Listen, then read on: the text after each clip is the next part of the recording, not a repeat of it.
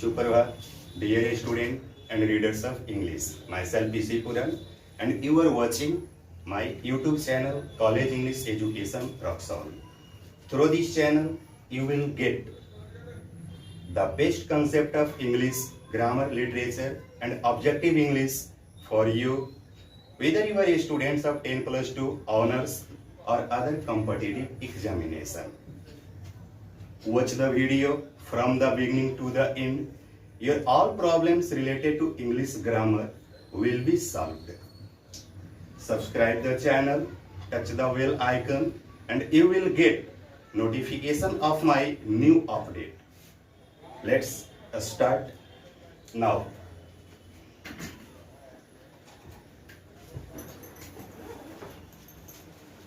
इसके पहले वाले वीडियो में हम लोगों ने सेंटेंस के बारे में पढ़ा। सेंटेंस के आपको जो है ना 4 काइंड्स बताए गए, including the definition of sentence. आपने असर्टिव सेंटेंस को देखा, इंट्रोगेटिव सेंटेंस को देखा, इंपरेटिव सेंटेंस को देखा, ऑप्टेटिव सेंटेंस को देखा। सेंटेंस के जो लास्ट काइंड होंगे उसके बारे में हम लोग डिस्कस करेंगे, that is called exclamatory sentence.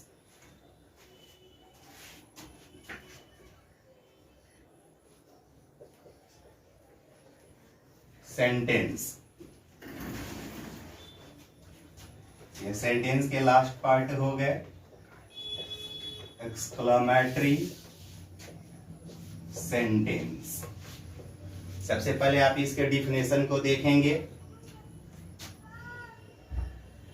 The sentence which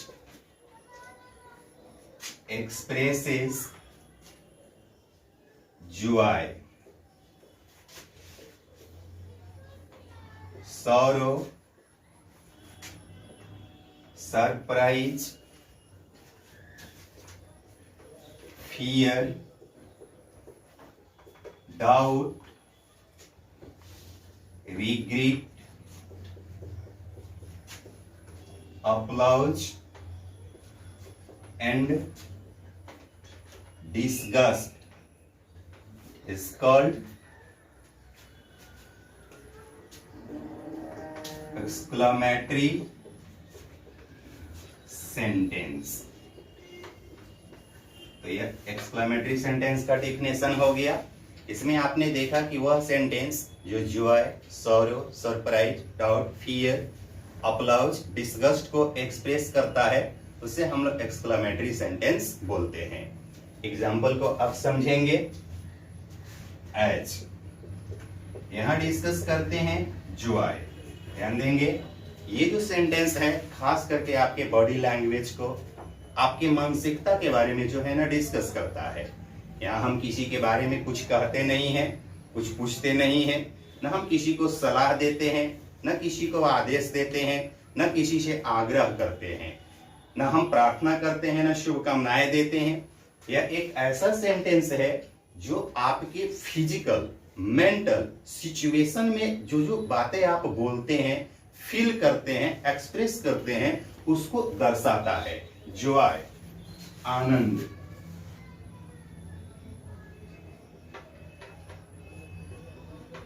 हर्ष, उल्लास, खुशी इत्यादि। इस सेंटेंस को शुरू करने के पहले कुछ कीवर्ड्स के बारे में आप ध्यान देंगे। कीवर्ड्स, ये इंटरजेक्शन है जो आपकी खुशी होने वाले सिचुएशन को दर्शाते हैं। लाइक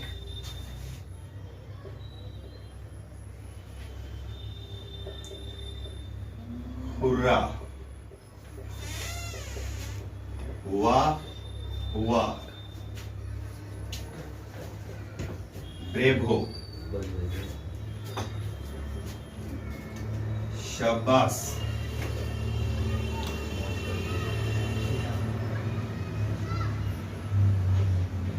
वाह,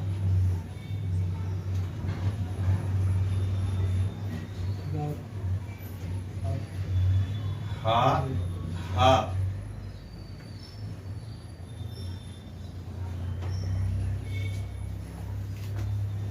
आओ। ये जो आप टर्म्स देख रहे हैं ये सब आपके इंटरजेक्शन है इन पार्ट्स ऑफ ए स्पीच। जब इनके प्रयोग हम किसी सेंटेंस में करते हैं तो उससे खुशी का बोध होता है और इस तरह के सेंटेंस को एक्सक्लेमेटरी सेंटेंस बोला जाता है।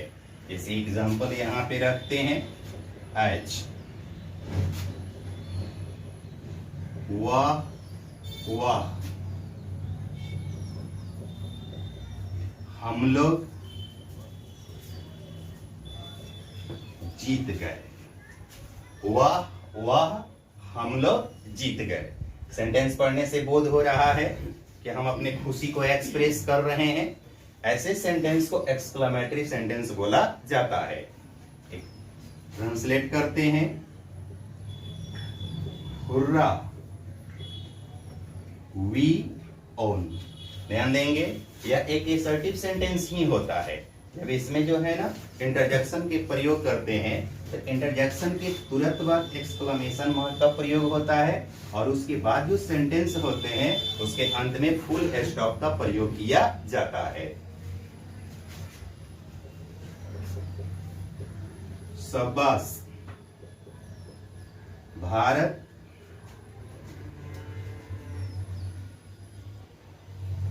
वह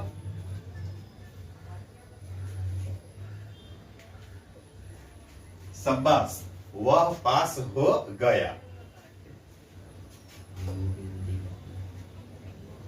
ब्रेव हो, ही पास्ड इत्यादि। बोलिए कोई प्रॉब्लम यहां तक आपको बात समझ में आती है? आप इसका स्क्रीनशॉट लेंगे, इसके बाद आगे हम एग्जांपल देखते हैं।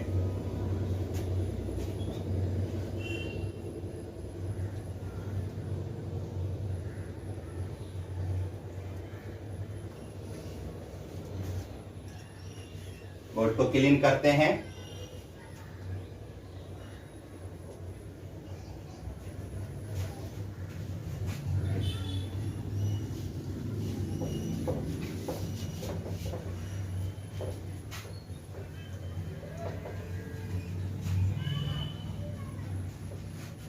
अभी आपने जो एग्जाम्पल देखा यह जो है ना हैप्पीनेस को, जॉय को प्रेजेंट करता है।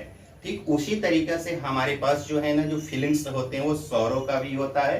अगर सौरों का फीलिंग्स हो और उस समय जो हम स्टेटमेंट बनाते हैं वह भी एक्सक्लेमेटरी सेंटेंस कहलाता है। नेक्स्ट टर्म हो गए सौरो, यानी जैसे दुख, गम, उदासी वाले जो आपके फीलिंग्स होते हैं, इस टाइम जो भी टर्म आप यूज करते हैं, जो स्टेटमेंट आप बनाते हैं, वह आपका एक्सक्लेमेटरी सेंटेंस कहलाएगा।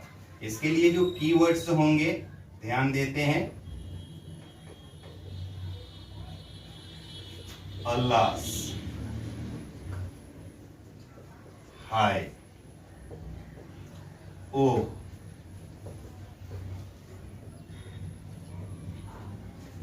आ,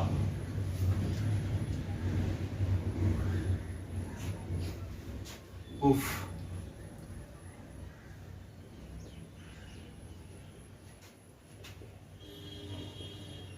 फाई, फाई, छी, छी इत्यादि। अब देखिए जब भी आपको ये स्टेटमेंट देते हैं और उस स्टेटमेंट के पहले अगर इन सभी टर्म्स का प्रयोग करते हैं तो यह आपके सौरों को प्रेजेंट करता है और इस तरह के जो सेंटेंस होते हैं वह एक्सक्लेमेटरी सेंटेंस कहलाते हैं। एग्जाम्पल यहां रखते हैं, एज, हाय, वह भाग गया, हाय वह भाग गया। सेंटेंस पढ़ने से बोध हो रहा है कि दुख की बोध हो रही है। आंसर होता है आपका अल्लाह, ही रैन अवे, ओह सीता नहीं आएगी। ओ, सीता विल नॉट कम। यह जो आपके सेंटेंस, अभी आप यहाँ पे जो सेंटेंस देख रहे हैं, हाय वह भाग गया, वह सीता नहीं आएगी, ये सब जो है ना हमारे सौरो वाले फीलिंग्स को प्रेजेंट कर रहे हैं, और ऐसे सेंटेंस को भी एक्सक्लेमेटरी सेंटेंस बोला जाता है। अब इसके बाद जो अन्य सारे फीलिंग्स के बारे में हमने बातें किया, उसको यहां देखिएगा। सी सेक्शन में सरप्राइज, आश्चर्य, फियर, भय, डाउट, शक, रिग्रेट, पश्चाताप, हालांकि इसे सौरों के ही कैटेगरी में रखा जाता है। अप्लॉज, प्रशंसा, हालांकि इसे जॉय के कैटेगरी में रखा जाता है।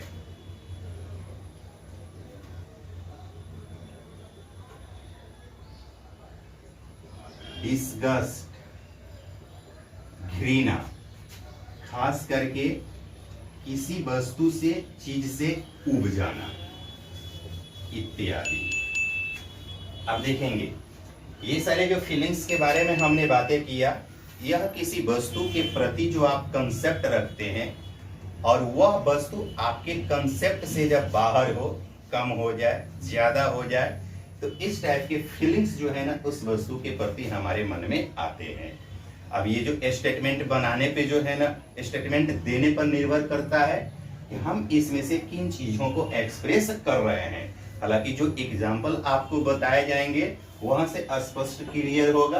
यानी ऐसे फीलिंग्स आने के पीछे एक ही कंडीशन होता है, जब आप किसी वस्तु के बारे में कोई ना कोई कंसेप्ट रखते हैं और वह वस्तु जो है ना उस कंसेप्ट के बाहर चली जाती हो, या तो कम होता हो या तो ज्यादा होता हो।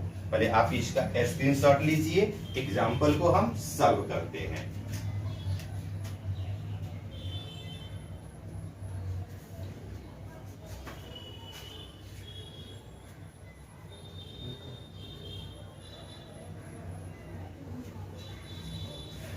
यहां देखेंगे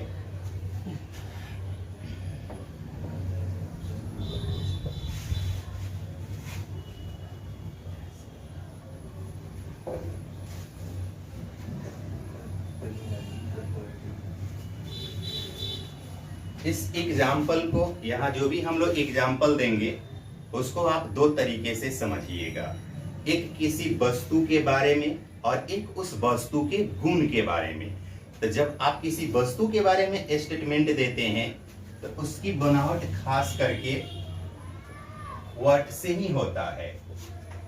word plus noun plus subject plus verb, और इस बार एक्सक्लेमेशन मार्क का प्रयोग आप सेंटेंस के अंत में करेंगे। यहाँ जो वर्ड होगा इसका मतलब होगा ऐसा, और नाउन बोले तो किसी व्यक्ति, वस्तु, स्थान या जानवर के नाम। जैसे एक एग्जांपल को रखते हैं, ऐसा लड़का है वह। मान लीजिए इस लड़का के बारे में आप कोई कंसेप्ट रखते हैं। जब आपने इस लड़का से मिला, इस लड़का के बारे में जाना, तो आपको ऐसे आइडियाज मिले, ऐसे कंसेप्ट मिले जो आप सोचे नहीं थे। आपने बोला ऐसा लड़का है वह। ये आश्चर्य भी हो सकता है, यह भय को भी क्रिएट कर सकता है, क्योंकि कभी कभी हमें किसी वस्तु के प्रति जब कंसेप्ट ज्यादा होता है, कम होता है, तो भय भी लगता है। इमेजिन करिए एक सुनसान जगह पर आप हैं जहां कोई आपको नहीं देख रहा है, और आप सोच भी नहीं सकते हैं कि यहाँ कोई मानव हमें मिलेगा। अचानक आपको एक ऐसा विचित्र मानव मिलता हो जिस तरह से आप मतलब कि इमेजिन नहीं किए होंगे। जरूरत से ज्यादा बूढ़ा हो, जरूरत से ज्यादा खूबसूरत हो, जरूरत से ज्यादा डरावना हो, तो उस समय जो आप स्टेटमेंट देते हैं वो आपके आश्चर्य को, आपके भय को, किसी भी तरह के आपके सिचुएशन को जो है ना क्रिएट कर सकता है। तो यहां हमने देखा लड़का, यह एक नाउन है, ट्रांसलेशन होता है व्हाट अ बॉय। यहां देखेंगे हिंदी के अनुसार जो है ना है का प्रयोग पहले है, सब्जेक्ट बाद में है, लेकिन जब आप इसको ट्रांसलेट कीजिएगा तो सबसे पहले हम सब्जेक्ट को लिखेंगे और इसके बाद वर्ब को लिखेंगे। What a boy he is, ऐसा आम खाता है वह। ऐसा आम, मान लीजिए आम के प्रति जो आप टर्म को देख रहे हैं, समझ रहे हैं, जब आपने आम को देखा तो वैसा नहीं रहा, फिर आपने बोला ऐसा आम खाता है वह, आपके ट्रांसलेशन होते हैं what a mango he it's. Next देखेंगे तो ये तो आपका जो कंडीशन हो गया। नाउ किसी वस्तु के बारे में जो आप कंसेप्ट रखते हैं उसके बारे में। अब कभी कभी आप किसी वस्तु के गुण के बारे में कंसेप्ट रखते हैं तो वहां जो टर्म होंगे उसको ऐसे समझेंगे। सेकेंड यह होता है how plus adjective plus subject plus verb और लास्ट में एक्सक्लेमेशन मार्क का प्रयोग करेंगे।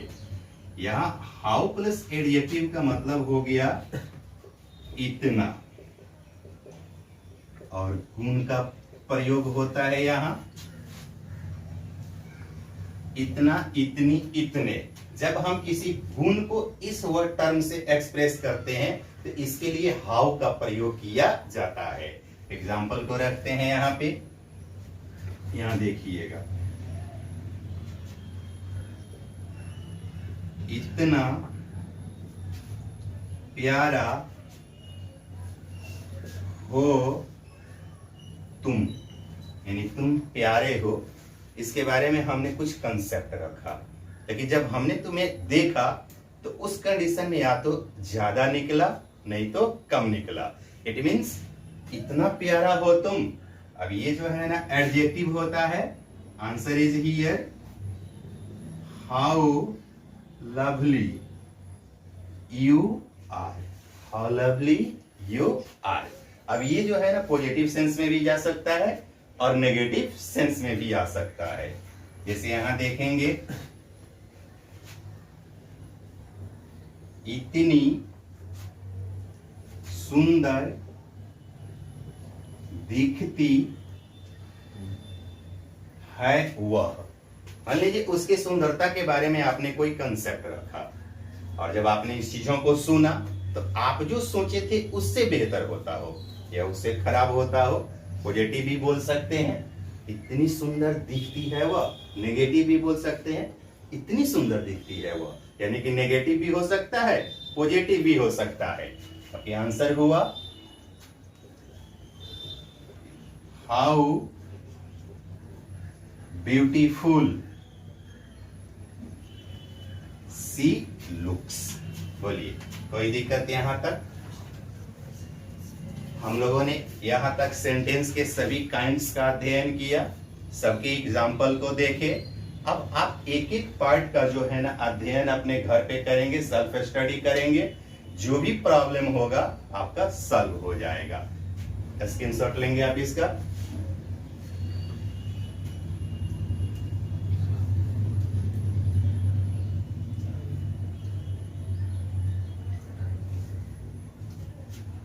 Okay, thanks for watching.